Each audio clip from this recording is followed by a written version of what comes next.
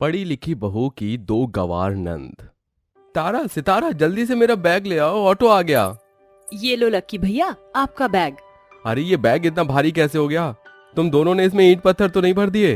अरे नहीं नहीं भैया, ई बैग माँ सब कछु जरूरत का सामान है। अचार सत्तू कपड़ा लत्ता सब कुछ ठूस ठूस कर भरे हैं। अब आप जाओ वरना दिल्ली की ट्रेन ना छूट जाए। इसके बाद लक्की अपनी माँ चंदा और पिता का आशीर्वाद लेकर नौकरी करने के लिए दिल्ली शहर आता है। और अगले दिन जैसे ही वह कंपनी में एंटर करता है तभी वहाँ की मॉडर्न मैनेजर अंजलि कहती है, you are 2 minute late mister Lucky. I am really sorry ma'am, वो रास्ते में बहुत ट्रैफिक था। इनफैक्ट एक्चुअली मैं नहाने में लेट हो गया और फिर रेडी होने में टाइम लग गया। आइंदा ऐसा नहीं होगा। आप प्लीज मुझे जॉब से तो नहीं निकालेंगी? ये सब कुछ लक्की एक सांस में कह देता है। तभी अंजलि मुस्कुराते हुए लक्की को पानी देती है। Calm down mister Lucky, you want water? Lucky थोड़ा सा पानी पीता है, जिसके बाद अंजलि उसे सारा काम समझा देती है। ऐसे ही दिन बीतते जाते हैं। लक्की अंजलि की खूबसूरती की तरफ खींचा चला जाता है। वहीं अंजलि को भी लक्की अच्छा लगने लगता है। तभी एक दिन अंजलि लक्की के पास आकर उखड़े हुए शब्दों में कहती है, mister Lucky, you just come to my cabin. इसे क्या हो गया? जैसे ही लक्की केबिन में आता है अंजलि अपने दिल की बात उसे बताती है। Lucky, I love you so much. क्या सचमुच?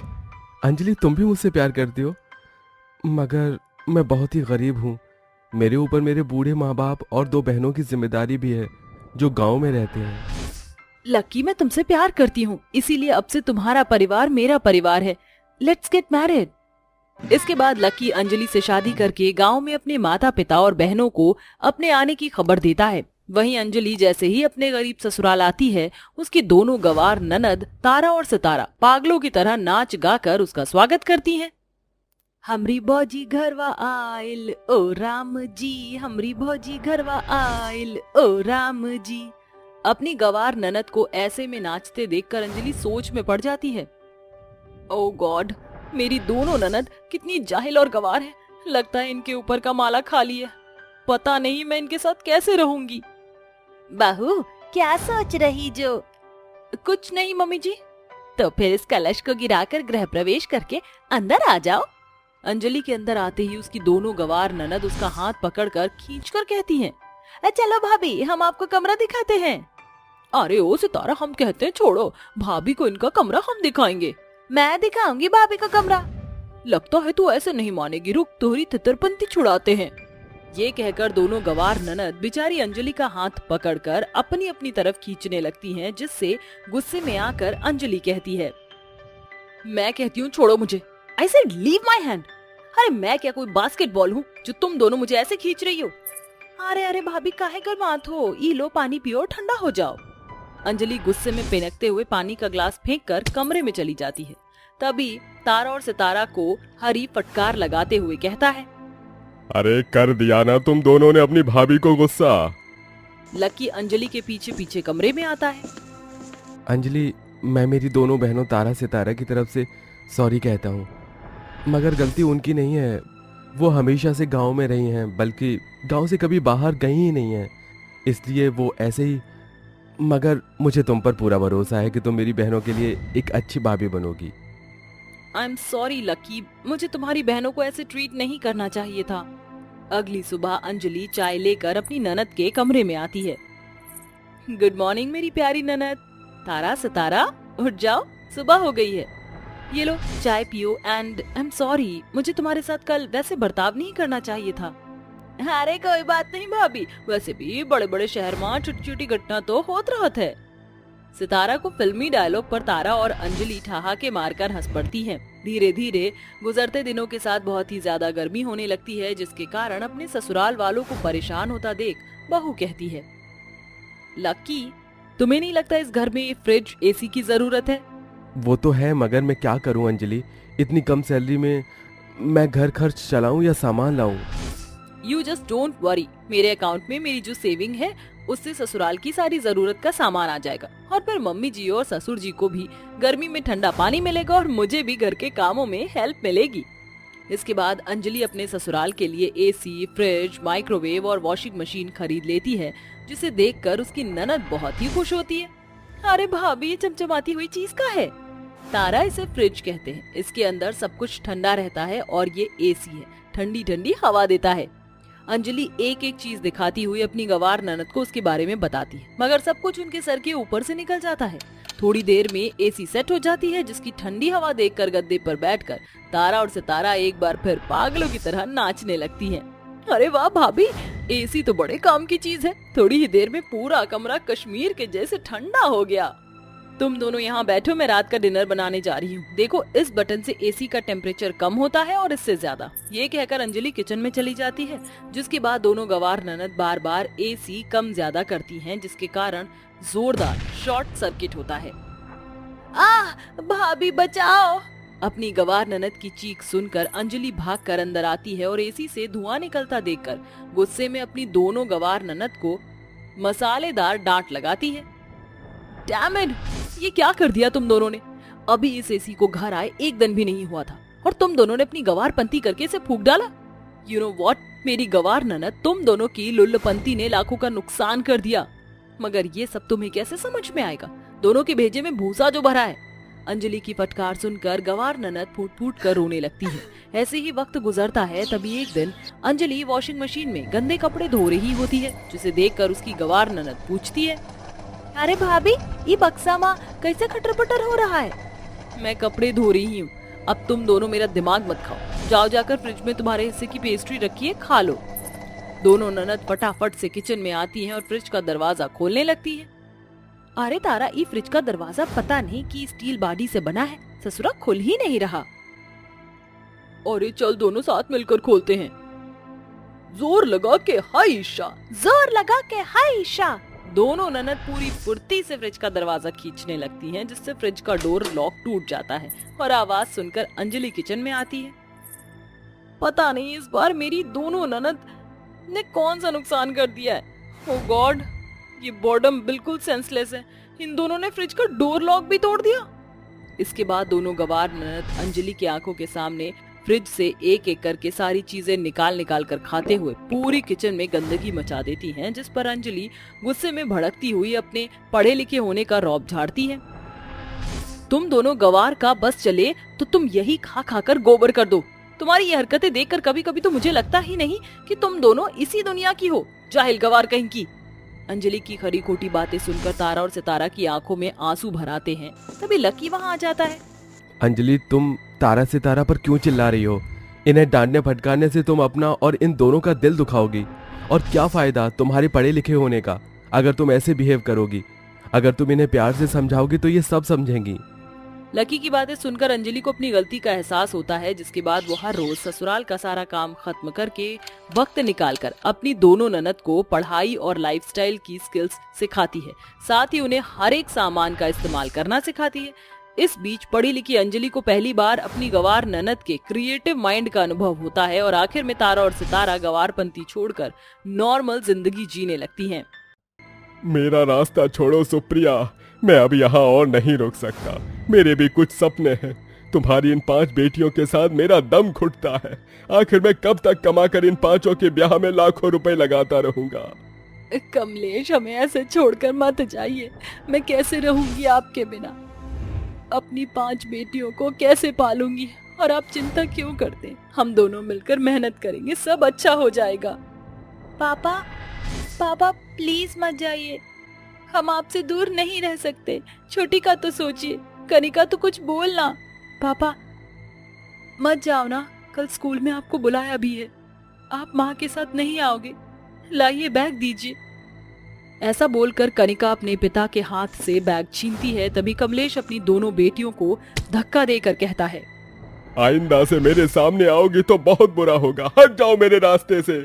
जैसे रहना है वैसे रहो, बस मेरा पीछा छोड़ो। मैं किसी और से शादी करने वाला हूँ और वो लड़की बहुत अमीर है। मैं बड़े घर में रहूंगा, मुझे ये गरीबी वाली जिंदगी नहीं जीनी। कमलेश जी रुकिए तो, मुझे छोड़कर मत जाइए। मेरे बच्चों का क्या होगा? सुप्रिया अपने पति को बहुत रोकने की कोशिश करती है, लेकिन वो नहीं रुकता और अपना सामान लेकर हमेशा के लिए अपने बच्चे और पत्नी को छोड़कर चला जाता है, जिस बात से सुप्रिया टूट जाती है और बहुत रोती है। तभी तमन्ना से छोटी बेटी लक्षिता अपनी माँ के आंसू पोंछती है। माँ, आप रोइए मत, शांत हो जाइए। हम सब है ना, भले ही पापा हमें छोड़कर चले गए, लेकिन हम आपको छोड़कर कहीं नहीं जाएंगे। हम आपका आत्मविश्वास बनेंगे, आपका सहारा बनेंगे। हाँ माँ, आप अकेली नहीं हैं, आपकी 5 बेटियां आपके साथ हैं। चुप हो जाइए माँ, देखना हम बड़े होकर आपको अच्छे से कमा कर खिलाएंगे। ये लीजिए माँ, आप पानी पी लीजिए। मेरी प्यारी प्यारी बेटियां, तुम हो तो मुझे अब किसी की भी जरूरत नहीं, तुम मेरे लिए काफी हो। बस फिर क्या था, 5 बेटियां अपनी माँ को पिता के जाने के बाद संभालती हैं। माँ भी अपनी बेटियों के लिए खाना पकाकर उन्हें अपने हाथ से बारी बारी खिला रही थी। लेकिन अगले दिन जब वह खाना बनाती है तो राशन के डिब्बों को खाली पाकर कहती है, हे भगवान, आखिर वो दिन आ गया जब घर में एक दाना पानी नहीं। अब मुझे अपनी बच्चियों का पेट पालने के लिए किसी काम की तलाश करनी होगी। मैं उन्हें भूखा नहीं मार सकती, लेकिन अभी कैसे खाना खिलाऊं?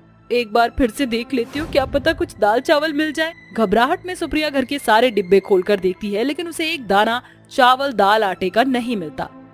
ये होता हुआ 5 बेटियां देख लेती हैं और दूर से आपस में कहती हैं, तुम चारों देख रही हो ना, माँ कितना परेशान है हमें खाना खिलाने के लिए। हम उनसे झूठ बोल देते हैं, वो वैसे ही हमारी वजह से बहुत परेशान है। हाँ दीदी, आप बिल्कुल ठीक कह रही हो, हम माँ से झूठ बोल देते कि हमें भूख नहीं लगी। पर दीदी, मेरे पेट में उई उई हो रही है, मुझे भूख लगी है। तू चिंता मत कर, मैं तेरे लिए खाने का इंतजाम करूंगी। अपनी माँ के पास जाकर, अरे माँ, आप इतना परेशान क्यों हो रही हो? क्या हुआ?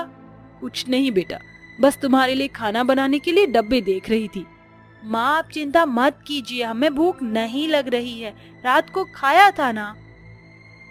हाँ माँ, हम में से किसी को भूख नहीं लग रही है। अच्छा, तो मैं काम की तलाश करके आ जाती हूँ, अब फिर खाना बना दूंगी। ठीक है माँ, आप हमारी चिंता मत करना। ऐसा बोलकर सुप्रिया काम की तलाश में बाहर जाती है, जहाँ देर तक तो उसे कुछ भी काम नहीं मिलता है। वहीं घर पर 5 बेटियां भूख से बहुत व्याकुल हो रही थी। तभी तमन्ना बाहर जाने को कहती है कि उसके पीछे पीछे चारों भी आ जाती हैं, जहाँ वह सिग्नल पर जाकर कहती है, तुम चारों को यहाँ पर नहीं आना चाहिए था, माँ ने देख लिया तो गड़बड़ हो जाएगी। दीदी, आप अकेले संघर्ष नहीं करेंगी, हम भी आपके साथ हैं।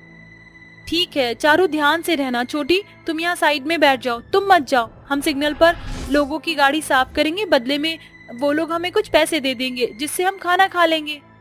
नहीं, मैं भी जाऊंगी। ठीक है दीदी। तभी 5 बहनें सिग्नल पर रुकी हुई गाड़ियों को साफ करने लगती हैं। कुछ लोग तो उन्हें भगा देते हैं, लेकिन कुछ 2-4 रुपए दे देते हैं। ऐसा करते करते उन्हें शाम हो जाती है। साहब थोड़े पैसे दे दीजिए, मैंने आपकी कार साफ करी है। अरे तो मैंने कहा था क्या, मेरी कार साफ करो। मेरे पास कोई पैसे नहीं है, चलो हटो हटो यहाँ से। अरे साहब दे दीजिए ना, खाने के लिए कुछ भी नहीं है, मेरी छोटी बहन बहुत भूखी है।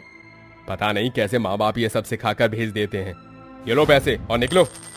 कुछ देर बाद 5 बहनें उन पैसों को जोड़ती हैं, जिससे 100 रुपए इकट्ठे हो जाते हैं और वो दाल चावल लेकर घर आ जाती हैं। फिर तमन्ना उसे पका लेती है, जिसके बाद 5 हड़बड़ाहट में खाना खाती हैं।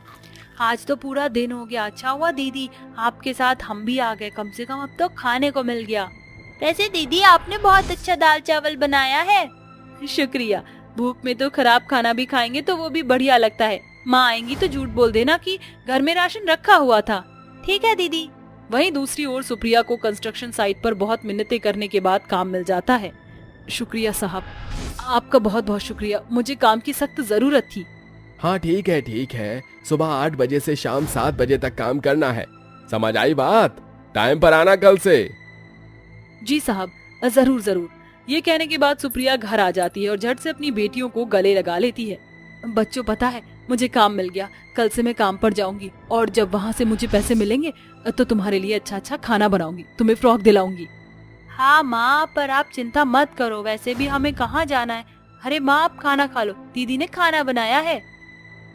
माँ खाना खा लीजिए। पर बेटा, सुबह तो एक भी राशन नहीं था, उसने खाना कैसे बना दिया? माँ, आप सुबह हड़बड़ाहट में थी, इसलिए आपने सही से देखा ही नहीं, मैंने चेक किया तो बना दिया। चलो अच्छी बात है, मेरी बेटियां इतनी बड़ी हैं कि मेरे पीछे खाना भी बना सकती हैं। ये सुनकर तमन्ना अपनी माँ को अपने हाथ से खाना खिलाती है। फिर सुप्रिया अपनी 5 बेटी को लोरी गाकर सुनाती है। अगले दिन वो टाइम से उठकर काम पर मजदूरी करने के लिए चली जाती है, जहाँ उसे भारी भारी ईंट उठाकर नीचे से ऊपर ले जाना होता था। एक बार थकान के कारण उससे ढेर सारी ईंटें गिर गई, जिससे मालिक का पैर बच गया। तभी वह गुस्से से कहता है, अरे तुम्हें तमीज नहीं है क्या? काम करना नहीं आता तो घर बैठो। अगर मेरा पैर टूट जाता तो तुम्हारा जो हाल करता सोच भी नहीं सकती थी। माफ कीजिएगा मालिक, गलती से हो गया, अब ऐसा नहीं होगा। सुप्रिया पूरे जोश के साथ फिर से काम करने लगती है। बीच बीच में किशन उस पर काम को लेकर चिल्लाया करता था। एक बार फिर सुप्रिया से कुछ गलती हो जाती है, जिसके बाद किशन उसे काम से निकाल देता है। सुप्रिया उसके आगे बहुत गिड़गिड़ाती है, लेकिन किशन उसे कुछ नहीं समझता है। सुप्रिया जा ही रही थी कि वह देखती है किशन खुले तार पर पैर रखने जा रहा है। अरे साहब को करंट लग जाएगा, मुझे बचाना होगा। किशन खुले तारों की तरफ पैर रखने वाला होता है, उससे पहले सुप्रिया आकर उसे धक्का देकर खुद करंट के झटके खा लेती है। अरे कोई बचाओ, कहीं उसे कुछ हो ना जाए, उसने मेरी जान बचाई, ये बंद करो ये पावर सप्लाई। मालिक के कहने पर तुरंत बिजली का कनेक्शन बंद कर दिया जाता है और फौरन सुप्रिया को हॉस्पिटल ले जाया जाता है, जहां कुछ घंटों बाद वो होश में आती है और उसके सामने तमन्ना और किशन लाल होते हैं। माँ आप ठीक तो हो ना? हम तो डर ही गए थे। अरे मेरी 5 बेटियों का प्यार मेरे साथ है, मुझे कैसे कुछ हो जाता। सुप्रिया मुझे माफ कर दो, मैंने तुम्हारे साथ बहुत बुरा बर्ताव किया, तुम्हें काम से भी निकाल दिया, उसके बावजूद तुमने मेरी जान बचाई। आज मैं तुम्हारी वजह से जिंदा हूँ। अरे साहब ऐसा मत बोलिए, ये तो इंसानियत के नाते मेरा फर्ज था। देखो मैं जब ही तुम्हारी माफी मानूंगा जब तुम मुझसे कुछ पैसे और घर ले लोगी, और मैं तुम्हारी 5 बेटियों का अच्छे स्कूल में दाखिला करा दूंगा और तुम्हें काम से भी कभी नहीं निकालूंगा। मेरी जान के बदले ये तो कुछ भी नहीं। अरे साहब इतने सब की क्या जरूरत थी, पर आप चाहते हैं तो मुझे मंजूर है। इसके बाद कुछ दिनों में सुप्रिया ठीक हो जाती है और वापस वही मजदूरी करने लगती है और उसका मालिक उसकी 5 बेटियों का अच्छे स्कूल में दाखिला करा देता है। फिर सुप्रिया अपने बच्चों को मॉल में घुमाने ले जाती है, नए कपड़े दिलाती है और उनके साथ खुशी खुशी रहने लगती है।